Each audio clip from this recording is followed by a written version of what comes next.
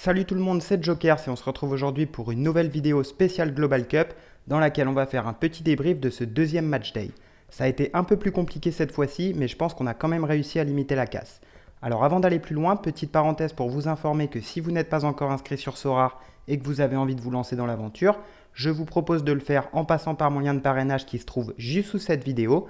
Comme ça, en plus de gagner une carte gratuite et de m'en faire gagner une par la même occasion, vous aurez droit à un accompagnement personnalisé tout au long de votre aventure. Ceci étant dit, on va pouvoir entrer dans le vif du sujet. Donc la première rencontre de ce deuxième match day qui m'intéressait était celle opposant les Pays-Bas à l'Équateur. Je m'attendais à un match disputé entre ces deux formations et j'ai été servi.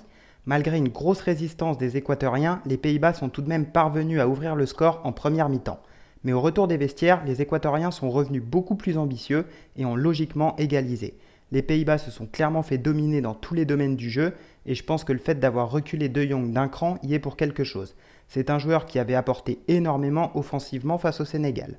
Il parvient tout de même à marquer 65 points grâce à son AA score, une nouvelle fois déçu par la prestation de Van Dijk qui marque seulement 47 points. Le deuxième match à suivre était celui opposant l'Argentine au Mexique.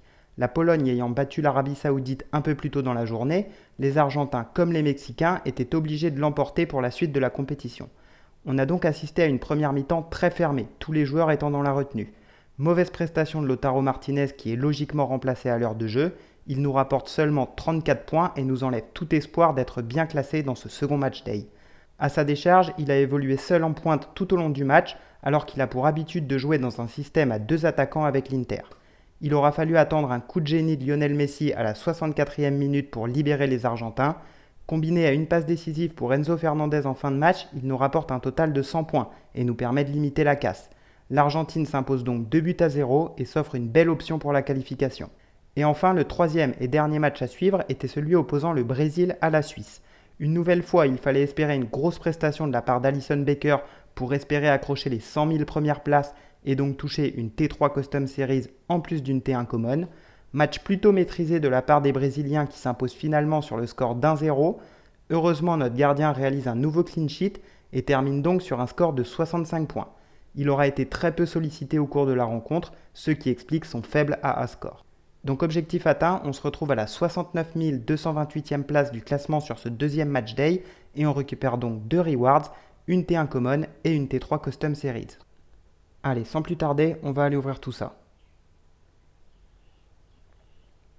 Et on commence avec la T1 Common. États-Unis, un gardien, Matt Turner, très bien ça. Alors on va aller checker tout de suite sur Sorare Data.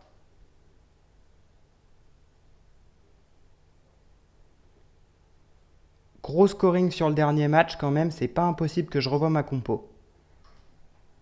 Donc ok pour la T1, on va maintenant aller ouvrir la T3 Custom Series. Petit bug, un défenseur.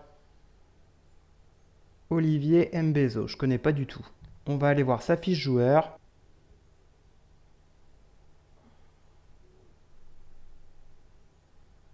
D'accord, il n'a pas joué du tout sur les deux premiers matchs. Bon ben je verrai plus tard ce que j'en fais.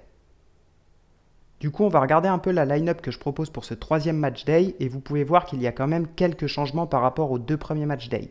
Dans les cas, j'ai décidé d'aligner Matt Turner qu'on vient juste de récupérer, pour plusieurs raisons. La première, c'est que le Brésil est déjà qualifié et que j'ai peur qu'il fasse tourner l'effectif. Pour cette dernière journée de poule, ce serait vraiment trop dommage de taper un DNP. D'autant plus que les États-Unis affrontent l'Iran et que ces deux équipes jouent la qualification, donc je pense qu'on va avoir un gros match avec beaucoup d'occasions. Si Turner réussit à garder sa cage inviolée, il est capable de me sortir un gros score, un peu à l'identique de son dernier match. En défense et au milieu, ça bouge pas, je reste sur Van Dijk et De Jong. Les Pays-Bas jouent le Qatar, donc j'espère que les scores de ces deux joueurs seront un peu plus élevés que les derniers. En revanche, j'ai décidé de sortir Lautaro Martinez de cette compo pour le remplacer par Ziyech qu'on a gagné suite au premier match day. J'ai été très déçu des deux premiers matchs de Martinez et j'ai pas envie de l'être une troisième fois. Ziyech nous a sorti un gros match face à la Belgique et le Maroc affrontera jeudi soir le Canada. Le Canada qui est d'ores et déjà éliminé de cette Coupe du Monde. En revanche, le Maroc jouera sa qualification sur ce dernier match, donc j'espère voir une nouvelle très bonne prestation de la part du Marocain. Et pour finir cette line-up, pas de surprise sur l'attaquant, j'ai décidé de rester sur Messi et de lui laisser le brassard de capitaine. L'Argentine jouera également sa qualification demain soir face à la Pologne, donc j'espère bien voir un grand Léo Messi. Cette vidéo touche à sa fin, j'espère qu'elle vous a plu. Maintenant, on va laisser place à ce dernier tour de poule, bien évidemment en suivant tous les matchs qui nous intéressent. N'hésitez pas à lâcher un petit pouce bleu et à vous abonner à ma chaîne pour ne rien manquer de la suite de mon aventure dans cette Global Cup. On se retrouve au prochain épisode. Ciao l'équipe!